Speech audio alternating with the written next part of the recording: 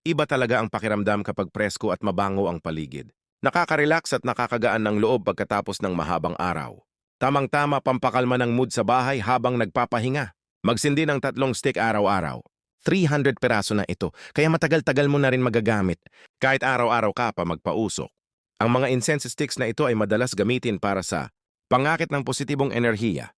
Ginagamit ito sa mga ritual para sa pag-manifest ng blessings at magandang kapalaran. Pampakalma ng isipan.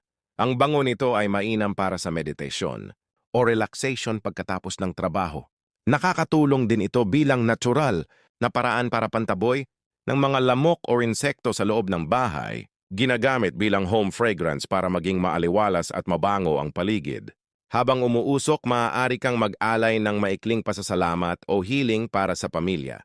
Ikot-ikot ito sa mga sulok ng bahay kung gusto mong linisin ang vibes ng iyong tahanan. Lalo na kung laging may sakit ang mga nakatira rito. Ilagay ko ang link sa yellow basket kung saan ko nabili.